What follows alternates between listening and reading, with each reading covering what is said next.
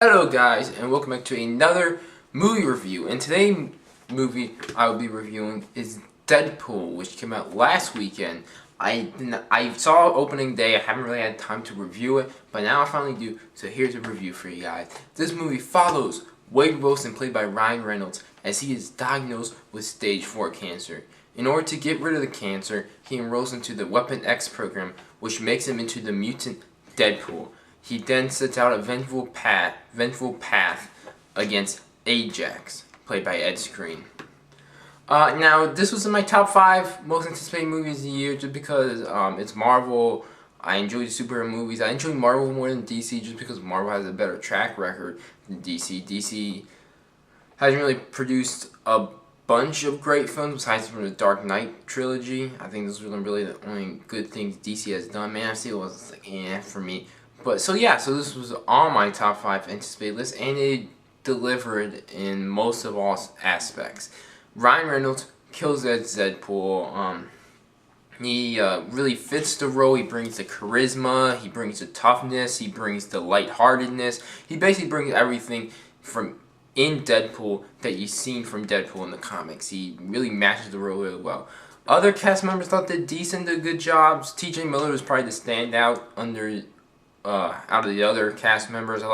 T.J. Miller really brought some good comedy in it, and I really liked his character. Ed Skrein as Ajax, I thought he played his villain well, but I'll get on to the villains eventually. But yeah, I think those are the two other standouts in the cast. Yeah,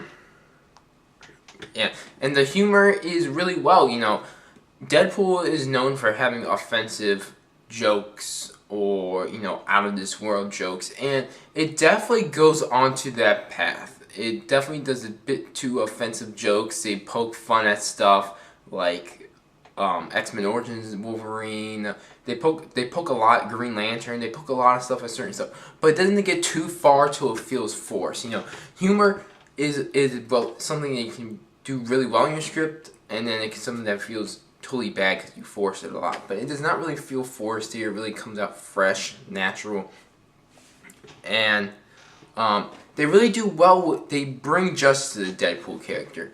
X-Men Origins Wolverine just is a bad movie. I remember when I saw it back when I was only like 10. I thought it was good, and then when I look back, I'm like, it's not that good, and it just wasn't.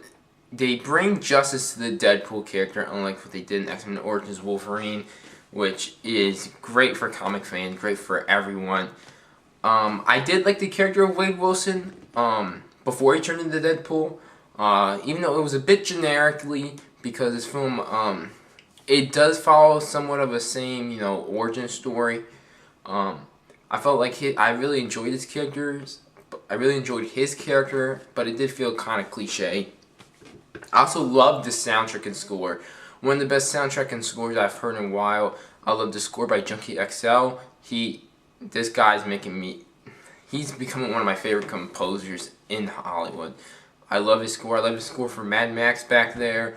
Black Mass he did great on. So yeah, and he's going to do Batman v Superman with Hans Zimmer. Those are probably my 2 favorite composers. So I can't wait to see the score for that. Hear the score of that. I also thought the music they played along with the score really played well, and the pacing was really well. It just moves it moves fast, and I never got bored at once. And the CGI was pretty good. There was a few instances near the end where it could have been some fix up, but otherwise it was pretty good. Now I do have 2 kind of minor problems, but they're kind of big. The character development for the villains are not well. They really don't develop them really at all, except for Ajax a little bit. Angel Dust gets no development. Ajax gets a couple, but I felt like they could have had some time to really develop them more, because that's what I really feel bad. Because Marvel cannot really develop their villains as well. The Ultron, Thanos, and Loki are the really only ones that I see memorable. Because Ronan was Malekith, I feel, is the most throwaway villain. But there's a bunch I can go on that they just weren't really that developed, and it goes same thing with here. At least with I'm hoping DC can develop their villains. I mean, I heard Batman v Superman is like 2.5 hours, so maybe that gives some more development for like Lex Luthor and stuff. But yeah, and then my other problem was the action is underwhelming. There's only 2 action scenes with a very, very short one in the middle. And I heard that this has to do because Fox cut the budget like they did with Fantastic Four right before shooting. They cut $7 million from its budget. So, I mean, it's understandable when you cut that much because you gotta pay less for explosives and stuff. Pay less for, explosives, pyrotechnics, weapons, stuff like that. But it's a bit underwhelming. I mean, the opening action scene's quite well. This last one isn't that well.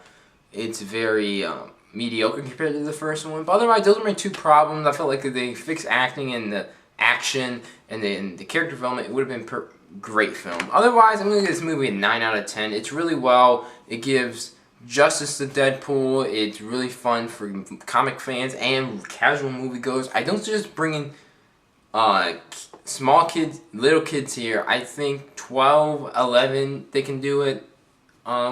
It's rated R. It's got a few instances of nudity, and they say a lot of curse words in here. So if you think kid can handle that, great. Otherwise, yeah, leave a comment down below what you guys thought of Deadpool if you saw it. Please like and share the video with friends and family. If you haven't subscribed me, please do. Please follow me on Instagram and Twitter. Links are in the description box below, like my Facebook page, also in the description box below. Other than that, guys, hope you have a good day, and goodbye.